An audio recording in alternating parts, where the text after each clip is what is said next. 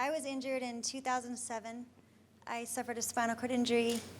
My husband and I were on vacation in Mexico, and we were riding a quad on the beach, and the tide went way out, and we hit a sandbar, and the quad flipped. And so I got a T6. It's the thoracic spine. I'm like nervous. Anyways, I got a T6 injury, and luckily I got out of Mexico pretty quick, within about 4 hours, and I was airvac to St. Joe's in Phoenix. We're from Arizona.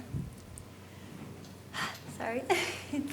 And I got there, and I luckily got airvac there in St. Joe's, and I was in therapy there. I received a T6. All that happened actually is my spinal cord was compressed, and it was burst fracture, and a piece of the bone just chipped my spinal cord. I mean, a chip of the bone bruised my spinal cord. I wish I wasn't breathing hard. Sorry. And thanks. I didn't think I was going first. I was supposed to go third. But anyways, and it made a bruise on my spinal cord, and I thought at first, oh, a bruise, that's a bruise heals, But no, they say a bruise is just as bad as anything in the spinal cord, so I found that out. So I was in inpatient therapy there for 2 months, and I had no movement or feeling from my bra strap level down, and I was told right away by doctors there, oh, she'll never walk again. They told my parents that before they even got to see me, and my husband, so it was pretty traumatic. It was very tough. And they told me that when I was in the hospital all alone, actually. And from the beginning, I didn't want to believe this. I mean, I'm a doer. I always said, I'm not a watcher, I'm a doer. I go do things, we're very active, and I didn't want to accept this injury. But I worked my hardest for 2 months inpatient, and then I went to outpatient therapy for 6 months after that, and I just worked really hard. I was always athletic, and I always continued to be strong and work hard. And but still there, I didn't know anything about stem cell. I wish I would have known right away, because as they say, it's better if you find out sooner. But I didn't find out anything about it for about 2 years. So even in that first 2 years, I did become very independent. I'm a paraplegic. Luckily, I have my hands, please.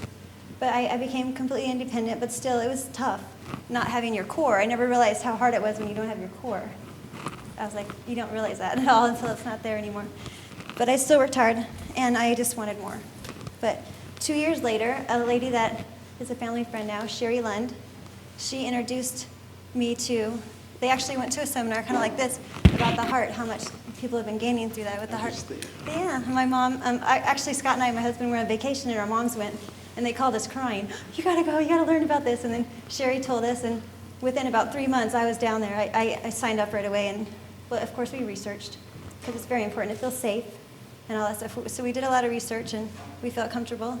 So we went down to Costa Rica, is where it was then, and so I went down to Costa Rica about 2 years and 3 months after my injury.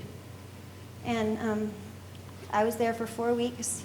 I did the treatment, and I got the umbilical cord blood stem cell, and I also got, I was one of the first, I think, to also get my bone marrow taken, and they added that to it. Dr. Reardon talked to me about that. So I did that too, and now I think they're doing that all the time for the spinal cord injury, because I was successful with that. And well, anyways, and then I got the IVs too. And the whole time while I was down there, I worked out really hard too. And their therapy there was amazing. I really liked their therapist. They did it a lot different than it was in the U.S. It was pretty unique and interesting, and I learned a lot from it. And then when I went home, I continued to work out very hard, because they say that the more you work out, the better chances you have of healing. If you don't work out, it doesn't help that connection with your brain to regenerate the connection with your muscles that used to work. So I continued to work out. And then even before I left Costa Rica, I was there 4 weeks, I started getting muscles here that I never had. I would tighten them, and I'm like, whoa, because it's just like they weren't there. They were gone, and it was just so sad, because I used to feel fit and strong, and they weren't there, and it was just devastating to feel like awful, just like, and not having that balance, and everything was just very hard. But even when I was leaving, I'm like, Scott, feel this, and the therapists are feeling, and like my back's so tightened. It was just pretty exciting. So I went home, and I kept working hard, and it was great. I found therapists where I live in Arizona that were willing to do what the therapists in Costa Rica taught me. So they were open to learning, which you can't find always. Believe me, I had to find different ones. I went to a couple places, but I found ones that were willing to learn what I was taught down there. It was different. And they worked, and I worked really hard, and within 2 months of getting the therapy, I had my whole core back. Like my heart, I could make my abs hard again. All the way to here, my whole abs, back, hip flexors, but we're working really good, and my obliques, and my booty, all like working again. And that was big, it was core, I kept working. I could even, before I would lean back this far, I'm not joking, and I could fall, even just leaning back this far. And then now, I'll tell you later, I'll get to that point. But I can do a lot of things now. But anyways, even there, I kept going. I'm trying to go in order of how I went. So, and then I could even start standing. And it's huge. It's huge. The people that are hurt understand, or families of spinal cord injury patients understand, that when I was able to stand for the first time, like in a walker, and they would block my knees, because my knees couldn't lock. And this was without braces or anything. My knees still were not locking. So they would lock my legs, like either by holding them or like with this little foam thing. And I could lock my own hips up and stand and let go of the walker. I mean, it gradually, I'd learn, but by the end, I could let go for an hour at a time and talk and reach and do all kinds of things. So that was huge. But I kept thinking, gosh, I wish my knees would lock. I wish my knees would lock. But it didn't get that way. And I worked in the pool some too. And I could even I can swim good in the pool. Like even normal swimming good. It was pretty exciting. When you only have this, it feels scary, when you have just the bottom. But I learned to swim good with my arms and everything. And I could do, this is just after the first treatment. I'd put a noodle under my arms, and I could put on my legs like I was riding a bike, and that's underwater. That was so exciting too, and it just kept going. And then, it went about a year now. So it was a year after my first treatment, and I got to go back. So I went back to Panama. This time I got to go to Panama, and I was equally impressed with the doctors. They were amazing there. And I didn't have any side effects at all with the first treatment, except for one time. My first one, I got a headache, and that can happen. But what was so great is the doctor came right to my room at my hotel and gave me medicine. I mean, they helped me with the pain, with the headache.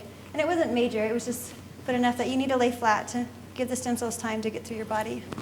And he came, and I felt just very connected with the doctors. They even gave you their cell number and everything, which you don't get in the U.S. And they did. And they truthfully, I felt in my heart, really, really cared about me. And I mean, that's huge to feel that. It's important. So I felt the same way with the doctors in Panama. They were great there too. It was wonderful. And I was there. It was called a booster treatment this time. And this time it was for 2 weeks. And I was down there, and I love Panama. And my husband and I too were shocked how big of a city it really is.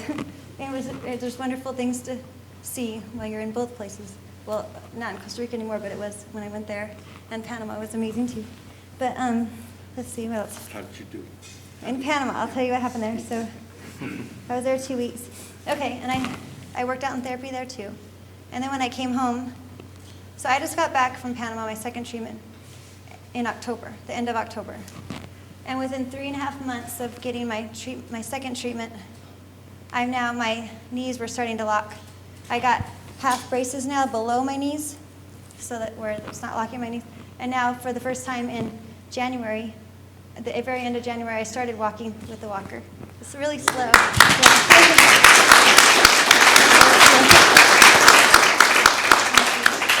So it's huge. I mean, it's really slow, and it's still not how I want to walk, because I was a teacher forever, and I still help out teaching because I need time to work out, so I'm not ready to go back completely. But I help out teaching, and they say, well, when are you going to be walking down these halls? And I'm like, it's a slow process, not yet, but it's just, to anyone that knows, it's huge to be able to lift my legs now. I mean, I was told I would never move or feel below my bra strap down. And now I can lift, maybe you'll see it, I'm not sure if you're going to do it or not, but when I walk, I can lift my leg up, bend at my knee, step, lock it out, lift up my other leg, bend at my knee, step.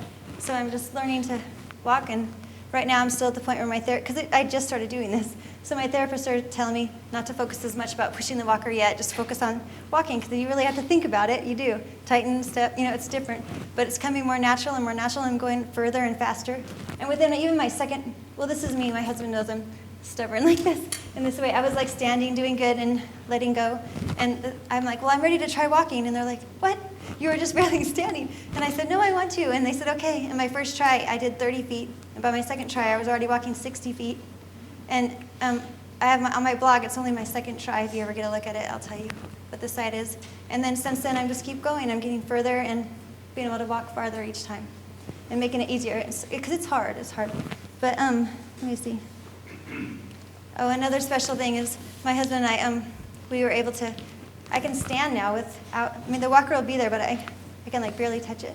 And just to be able to stand, and we got a normal picture, like a normal couple again, you know, like we used to, standing with his arm around me just like this. And we like almost cried because it had been 3.5 years since we got to do that. So it's changed a lot. I mean, a lot of things have really happened. And oh, that's another thing, the sit-ups. I talked about how I could only lean back this far.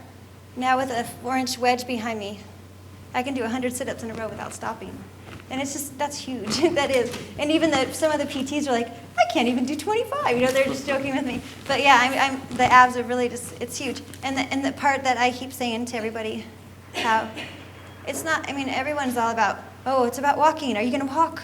But that's not what it's all about completely at all. I mean, yeah, it's nice would be great to be able to walk. But what's important is to be able to do everything always that you used to do. Be independent completely and do what you used to do. And I still do everything with my kids. We have 2 kids. And I pitch to them in baseball. We play football. I mean, we do everything. And now I noticed it when I was wrapping presents last Christmas. Just being able to lean and wrap those presents. Because before I couldn't. I had to hang onto the table. And now just having that full thing to wrap or to cooking, you're mixing and just leaning to put things in the oven. All that is just so easy now. And that completely has changed my life. It's very incredible, that part of it. So, and then the very end, let's see. Oh, like I said this one. I still, like, I roll. We call it a stroll when we go places. Because I'll say, let's go walk, but we call it a stroll because I roll and he walks. But I still, I like, at this point, I want to walk faster at some point, but I'm at the point where I'm kind of impatient and I want to do everything quick. So at this point, I'm still like, I'll roll. I'd rather roll, but you know, I'm there doing it. I'm doing everything, and I want to send the word out to people that it can really change your life, and even if it's not all the way extreme yet, what you want. You know, there's huge steps that can help change your life. And I'm just so blessed that I was put in contact with you guys, and it's very life-changing and just wonderful. And I have a blog, and it's, if you want to write it later, we could say, but it's just tstressman.blogspot.com. And on there, you can look at my journey from the beginning all the way till now. And my big hope in life is to share with people all over. I talk with many people that are spinal cord injury patients about just letting them know that it's out there, you know, because I didn't even know. And the sooner you find out, the better. And just to get the word out that it's out there, and at least there's hope for them if they want that option. So that's it.